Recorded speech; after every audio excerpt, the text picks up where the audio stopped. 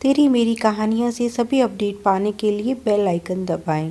आज की कहानी है सासू माँ पर चढ़ा फैशन का बुखार। कहीं भी जाना हो तुम कभी भी समय पर तैयार नहीं होती। जल्दी करो, हम लेट हो जाएंगे। रास्ता भी बहुत लंबा है। बस अभी आई और कुमकुम गाड़ी में आकर बैठ गई। नैतिक ने उसे देखा तो देखता ही रह गया। कुमकुम बोली, अब लेट नहीं हो रहे हो? चलो जल्दी करो। नैतिक बोला, क्या करूं? मेरी बीवी है ही इतनी खूबसूरत कि उस पर से नज़र नहीं हटती। और दोनों खिलखिलाकर हंसने लगते हैं। सारा रास्ता इसी तरह हंसी ठिठोली और मस्ती में बीत गया। पता ही नहीं चला कब घर आ गया।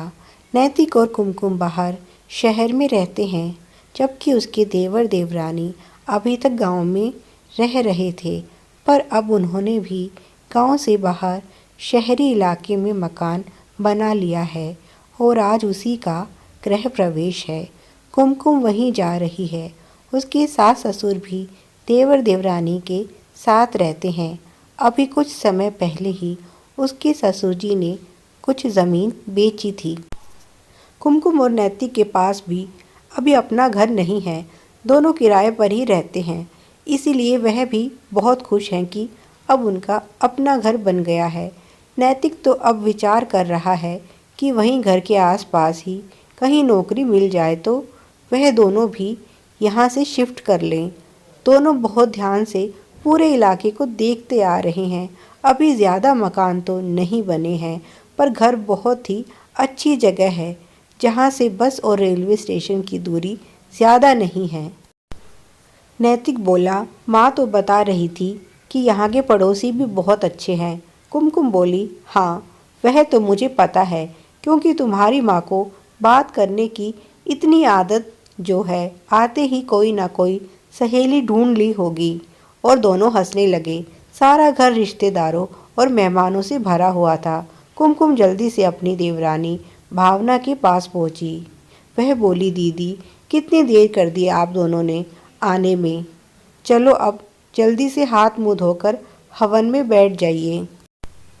आप दोनों का ही इंतज़ार हो रहा था। कुमकुम बोली, भावना माँ जी कहाँ हैं? भावना हैरान होते हुए बोली, क्या आपने भी माँ जी को नहीं पहचाना? कुमकुम बोली, क्या मतलब? क्या मैं माँ जी को पहचानती नहीं हूँ?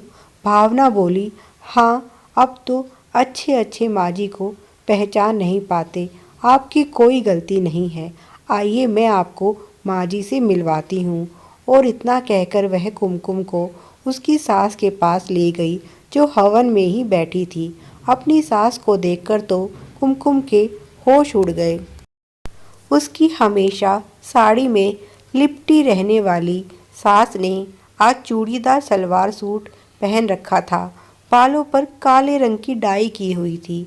हाथों में भरी भरी चूड़ियाँ, लाल सुर्ख होठ, चेहरे पर पूरा मेकअप और ऊपर से काला चश्मा भी लगाया हुआ था। कुमकुम तो उन्हें देखकर बिल्कुल अचंभित हो गई।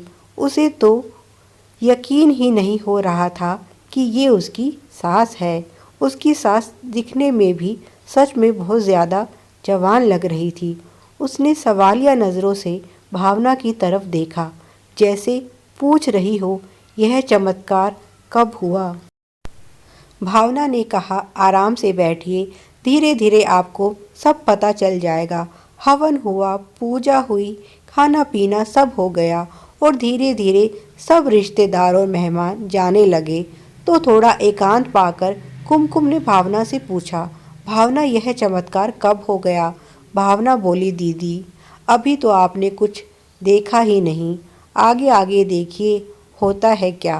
कुमकुम बोली, पर भावना इस उम्र में माँ जी का इस तरह से सजना संवरना शोभा देता है क्या? तुमने देखा नहीं रिश्तेदार कैसे आपस में बातें बना रहे थे और हंस रहे थे। बुआ जी ने तो यहाँ तक कह दिया कि बूढ़ी घोड़ी लाल लगाम। तुम माँ जी को समझाती क्यों नहीं? भावना मुस्कुराई और बोली, दीदी अब आप आ गई हैं ना, अब आप ही माँ जी को समझा देना। अगली सुबह जब कुमकुम उठी तो उसने अपनी सास को जीन्स और टॉप में देखा। वह पूरी तरह से मेकअप में सजी धजी हुई थी। जब कुमकुम उनके पैर छुए तो उन्होंने टूटी फूटी अंग्रेजी में कहा, no no, you are old fashion बहू। कुमकुम तो बस उन्हें देखती ही रह गई। फिर भावना ने उसे सब कुछ बताया कि कैसे यहाँ आते ही माँ जी ने पड़ोस में रहने वाली पम्मी आंटी से दोस्ती कर ली और यह सारा प्रभाव पम्मी आंटी का ही है। वे तो अब मम्मी जी को अंग्रेज़ी बोलना भी सिखा रही हैं। अब तो वह उनके साथ जिम भी जाती हैं, ब्यूटी पार्लर भी जाती हैं और उनके साथ किटी पार्टियों में भी जाने लगी हैं। माँ जी का कहना है कि जब गांव छोड़ दिया तो गांव के रीति रिवाज भी पीछे छोड़ देने चाहिए और शहर में आ गए हैं तो शहर के हिसाब से ही रहना चाहिए। यह पम्मी आंटी भी बहुत ही चालाक है।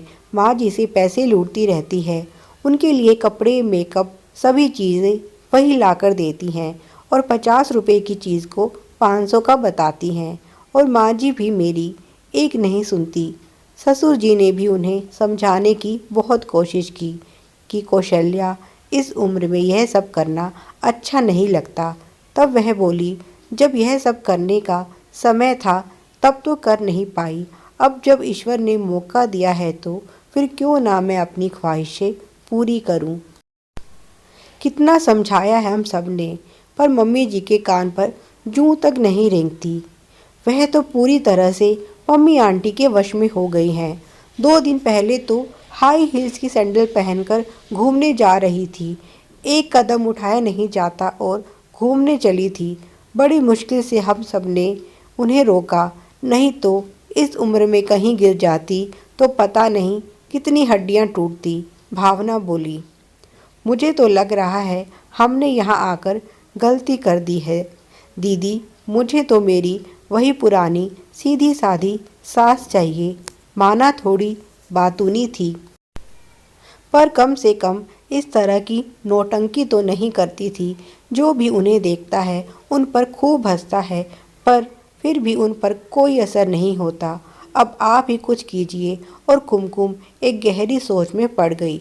उसने सोच लिया कि अपनी सास के ऊपर से यह फैशन का बुखार तो उतारना ही पड़ेगा। अगले ही दिन कुमकुम ने बाहर घूमने का प्रोग्राम बनाया। सभी बहुत खुशी खुशी तैयार हो गए। उसकी सास भी पूरी तरह से फैशन में चूर थी। कुमकुम ने चिड़ियाघर देखने का प्रोग्राम बनाया था। चिड़ियाघर बहुत ही खूबसूरत और बड़ा था।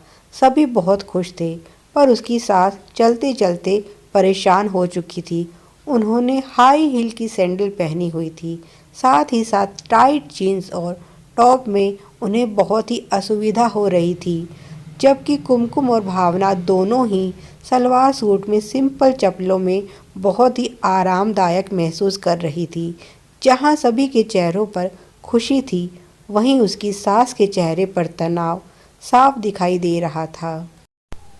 चिड़ियाघर में भी बहुत से ऐसे लोग मिले जो उसकी सास का खूब मजाक उड़ा रहे थे। बीच बीच में ससुर जी भी कुछ ना कुछ बोल देते थे। शाम को जब सब वापस लौटे तो उसकी सास के पैरों में छाले हो गए थे। वह बहुत परेशान लग रही थी, पर भावना और कुमकुम दोनों ने ही उन्हें कुछ नहीं कहा। कुमकुम की सास शुरू से ही कुमकुम को बहुत मानती थी। अगली सुबह जब वे उठी तो वे पहले की तरह अपनी साड़ी में थी और जब कुमकुम ने उनके पैर छुए तब उन्होंने खुश होकर कुमकुम को आशीर्वाद दिया। उन्होंने मुस्कुराते हुए कहा, बहू, तुमने बिना कहे ही मुझे सब समझा दिया। मेरी ही गलती है जो मैं इस उम्र में यह सब नौटंकी करने चली थी। कुमकुम बोली, माँ जी, उम्र के हिसाब से फैशन करने में कोई बुराई नहीं है। और उसने एक बहुत ही खूबसूरत साड़ी अपनी सास को उपहार में दी और उन्हें खुद तैयार किया। जब उसकी सास तैयार होकर कमरे से बाहर निकली तो सब उन्हें देखकर बहुत खुश हुए, क्योंकि आज वे सच में बहुत ही सुंदर लग रही थी। स्वाभिमान, शालीनता और सादगी की आभा से उनका सारा व्यक्तित्व दमक रहा था। Thanks for watching. Please like, share and subscribe.